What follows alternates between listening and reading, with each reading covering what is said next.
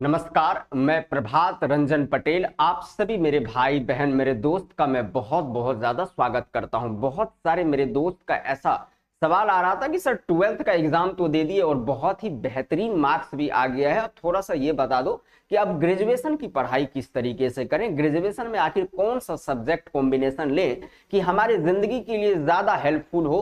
कल को जाकर जो मैंने सपना देखा है यूपीएससी बीपीएससी का तैयारी करने का, अदर कॉम्पिटिटिव एग्जाम की तैयारी करने का, उसमें किस तरीके से ये मदद करने वाला है। तो आज के वीडियो में हम लोग ग्रेजुएशन सब्जेक्ट के बारे में जानेंगे और ये ग्रेजुएशन कितना ज्यादा मददगार साबित हो सकता है आपके जिंदगी के लिए, कितना ज्यादा जरूरी है, इन सभी चीज के बारे में आज के वीडियो में हम लोग बात करने वाले हैं। ये पूरा वीडियो आप लोग जरूर देखिएगा, ये आपकी जिंदगी के लिए बहुत ही ज्यादा हेल्पफुल वीडियो है और अपने दोस्त के पास जरूर शेयर कीजिएगा इस वीडियो को। तो सबसे पहले बात कर लेते हैं सर रिजल्ट के बारे में। आप लोग 12th का एग्जाम दिए होंगे और 12th का आप लोगों का रिजल्ट भी आ गया है। बहुत सारे बच्चे 450 से ज्यादा मार्क्स लाकर बहुत ज्यादा उत्साहित हैं।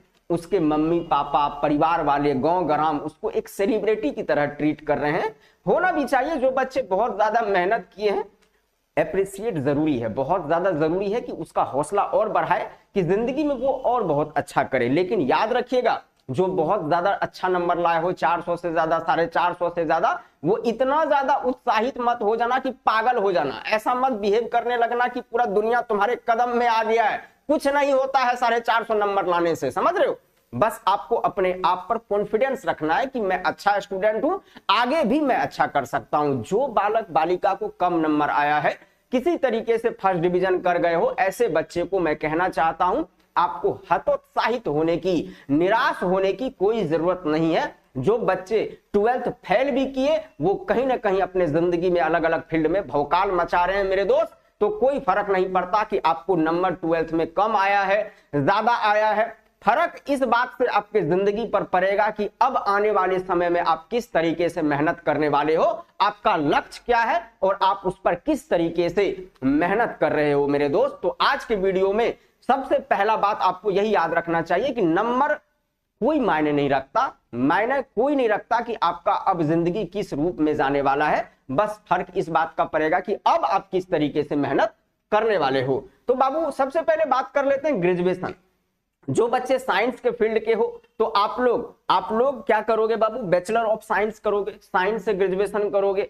हमारे गांव समाज में ऐसा देखा जाता है कि जो बच्चा शुरुआत में ही बहुत अच्छा है, पढ़ने में ब्रिलियंट है, गांव समाज के द्वारा ऐसा बना दिया गया है माहौल कि उसको साइंस लेना चाहिए, इंजीनियर डॉक्टर बनना चाहिए। जो बच्चा थोड़ा सा कमजोर है उसको बोला जाता है अरे यार ये इंजीनियर डॉक्टर बनने के लायक नहीं है, इसको क्या दिलवा देते हैं, आर्ट्स पेपर दिलवा देते हैं, किसी तरीके से गैस पेपर एटम बम पढ़ के ये पास कर जाएगा। लेकिन याद रखना, जो बच्चा 12th में अच्छा स्टूडेंट होते हुए भी आर्ट्स के फील्ड को, ह्यूमैनिटी सब्जेक्ट को चुना है, आर्ट्स से वो ग्रेजुएशन करने का सपना देख रहा है, वो बच्चा कहीं ना कहीं कल को जाकर देश की बागडोर को संभालने वाला है। इसीलिए आर्ट्स के फील्ड को आप लोग कमजोर मत आंकिएगा। आज के वीडियो में आगे हम लोग इसी तरीके पर बात करने वाले हैं कि आर्ट्स के फील्ड से रहते हुए आप लोग, ह्यूमैनिटी सब्जेक्ट से ग्रेजुएशन करते हुए आप लोग जिंदगी में किस तरीके से भाई भौकाल मचा सकते हो मेरे दोस्त। तो जो बच्चा कल को जाकर चार्टर्ड अकाउंटेंट ये सब बनना चाहते हैं वो कॉमर्स से अपना ग्रेजुएशन करेंगे, कोई दर्द दिक्कत वाली बात नहीं है।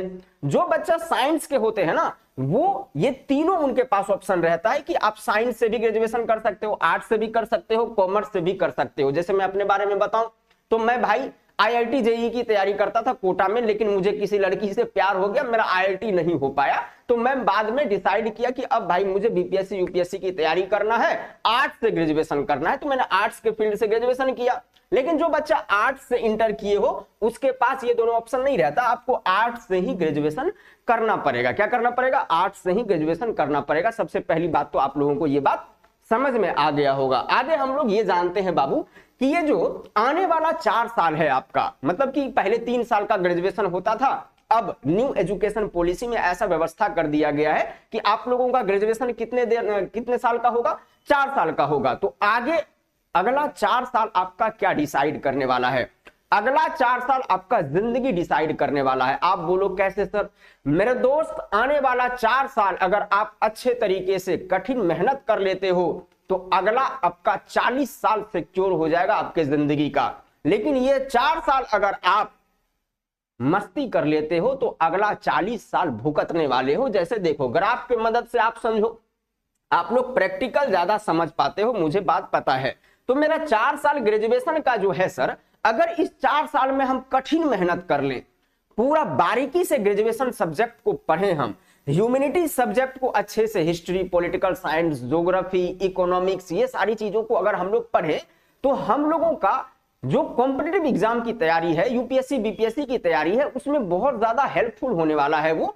तो जब अगर ग्रेजुएशन के 4 साल आप सब कुछ भुलाकर अच्छे तरीके से मेहनत करोगे तो आपका आने वाला 40 साल जो है बुढ़ारी का जो 40 साल है वो सिक्योर हो जाएगा। बढ़िया पैसा रहेगा, खूब मस्ती से खाओगे पियोगे, पूरा विदेश उदेश घूमोगे, शादी करोगे तो गोवा वाले बीच पे भी जाओगे घूमने के लिए। लेकिन मान लो कि 4 साल अगर तुम मस्ती करने में रह गए ना ग्रेजुएशन में, मान लो किसी लड़का को लड़की पसंद आ गया, छुछुन्नर के तरह लड़की के पीछे भाई मोटरसाइकिल लेके घूमने में तुम बिजी रह जाओगे, अगर ये सब काम करने में बिजी रह जाओगे भाई, तो अगला 40 साल तुम्हारा कष्टदायक होने वाला है। अगला 40 साल तुम्हारा बहुत कष्टदायक शादी होने वाला है भाई। मतलब ना ब्याह होगा बढ़िया लड़की से, न दहेज मिलेगा, नौकरी रहेगा तो दहेज कहां से मिलेगा, न दहेज मिलेगा, न ब्याह होगा बढ़िया से, न पूरा जिंदगी भर आपके पास पैसा रहेगा। मतलब किल्लत ही किल्लत रहेगा जिंदगी में। कोई आएगा मुंह पे 10 को गाली देके चला जाएगा। तो सबसे पहले तो अब डिसाइड करना है सर कि ग्रेजुएशन का जो 4 साल है इसमें बम फोड़ देना है हम लोगों को। क्या करना है, भौकाल मचा देना है कि अगला 40 साल सिक्योर हो जाए भाई, ब्याह शादी भी मस्त गोरा लड़की से करें और साथ ही साथ पूरा जिंदगी भर मजा करें, ना कि 4 साल मस्ती करके पूरा 40 साल गर्त में भेज दे भाई। तो ऐसा काम तुम लोग मत कर देना भाई, ठीक है। अब देखो जो 8 से 12th करने वाले स्टूडेंट हैं, अब थोड़ा सा वो ध्यान दीजिएगा। जो बच्चा 8 से 12th का एग्जाम दिए हो और बहुत बढ़िया मार्क्स लाए हो, 400 450, जो बच्चा कम नहीं भी लाए हो उनके लिए बहुत बढ़िया मैसेज है बाबू कि आपको अब क्या करना है, बैचलर ऑफ आर्ट्स करना है। ज्यादातर मैं ये वीडियो में इस बात को जरूर बताऊंगा कि बीए करना सिर्फ डिग्री वाला बीए नहीं करना, तुम लोगों को प्रॉपर अच्छे तरीके से पढ़ाई करना है। 4 साल जो आप लोगों का सिलेबस रहने वाला है, फर्स्ट सेमेस्टर सेकंड सेमेस्टर, जिस तरीके से सिलेबस डिवाइड किया गया है, जिस तरीके से एग्जाम का पैटर्न है, प्रॉपर अच्छे तरीके से उसको पढ़ना है। जब आप पढ़ोगे तभी ये वो वाला नियम लागू होगा कि 4 साल मतलब 40 साल बढ़िया, समझ रहे हो। तो बीए जो करोगे आप, तो ऑनर्स भी से आप लोगों के पास ये सब ऑप्शन आता है कि हिस्ट्री से आप ग्रेजुएशन कर सकते हो। सर आपको पता ही है कि हमारे देश के इतिहास के बारे में जब हम लोग पढ़ते हैं तो कितनी सारी चीजें जानते हैं। क्या साइंस वाले बच्चे उतना चीज मजा ले पाएंगे जो इतिहास में मजा है भाई। तो इतिहास जब पढ़ोगे तो इंडिया के सारे कॉम्पिटिटिव एग्जाम आपका कवर हो जाएगा, वही सेम हिस्ट्री वाला सिलेबस रहता है। चाहे आप बीपीएससी का तैयारी दो, यूपीएससी का तैयारी करो भाई, चाहे दरोगा की तैयारी करो, कोई भी कॉम्पिटिटिव एग्जाम की तैयारी करो, history, political science, geography, economics, home science, psychology, इन्हीं को बेस बनाकर वहां पर सवाल पूछे जाते हैं। तो ये बात आप लोगों को बहुत अच्छे तरीके से समझना है कि ग्रेजुएशन के जो ये 4 साल में आप लोगों को सब्जेक्ट चूज करना है वो आपके जिंदगी से रिलेटेड है बाबू, आपके फ्यूचर से रिलेटेड है, और आपको उसको इस तरीके से पढ़ना है कि कल को कोई भी गवर्नमेंट जॉब की आप तैयारी करो, ये आपका आधार रहना चाहिए। क्या रहना चाहिए, ये पूरा आपका बेस मजबूत रहना चाहिए। इस बात का आप लोगों को बहुत अच्छे से ध्यान रखना है। अब आप लोगों का सवाल आता है कि सर इन सारे सब्जेक्ट्स में से कौन सा सब्जेक्ट हम चुने ग्रेजुएशन में। मेरे बाबू देखो, कल को जाकर आप तैयारी करोगे ना कोई भी चीज का, कोई भी गवर्नमेंट जॉब की तैयारी करोगे, तो ये 3 सब्जेक्ट जो आपको दिख रहा है ना, ये 3 सब्जेक्ट बेस रहता है। क्या रहता है, बेसिक रहता है। हिस्ट्री, पॉलिटिकल साइंस, ज्योग्राफी और इकोनॉमिक्स, ये 4 सब्जेक्ट से ही ज्यादातर जीके जीएस के सवाल आते हैं। 4 सब्जेक्ट से ही ज्यादातर जीके जीएस के सवाल आते हैं, चाहे वो हिस्ट्री हो जाए, पॉलिटिकल साइंस हो जाए, ज्योग्राफी हो जाए, इकोनॉमिक्स हो जाए। तो आप जो ग्रेजुएशन करोगे उसमें हिंदी और इंग्लिश तो कंपलसरी रहेगा, हिंदी और इंग्लिश तो उसमें रहना ही रहना है। इसके अलावा एक मेन सब्जेक्ट होता है जिसको हम लोग ऑनर सब्जेक्ट कहते हैं, वो 200 मार्क्स का होगा। आपका कितना का होगा, 200 मार्क्स का होगा। तो आप लोगों को ऐसा सब्जेक्ट चूज करना है जिसमें आपको तहे दिल से इंटरेस्ट है।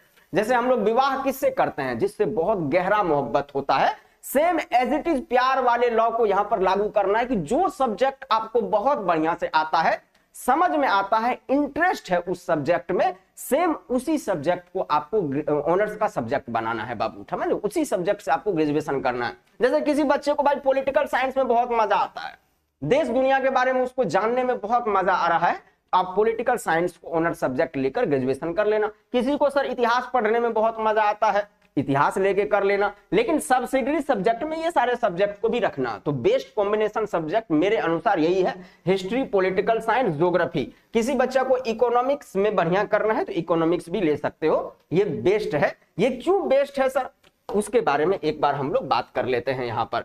इसके फायदे क्या है, कल को जाकर आप बीपीएससी की तैयारी करोगे, मान लो कि कल को जाकर आप देखो 12th के एग्जाम के बाद आपके ऊपर समाज का सब जगह का प्रेशर आना शुरू हो जाता है, आपका जिम्मेदारी 10 गुना ज्यादा बढ़ जाता है। आपके मम्मी पापा के सपनों को पूरा करने के लिए अब आप मेहनत करने लगते हो कि जल्दी से हमको गवर्नमेंट जॉब मिल जाए हमको, या फिर कहीं पर हम जल्दी से सेटल हो जाएं, या अपने पैर पे खड़ा हो जाएं, कुछ अलग कर दे हम।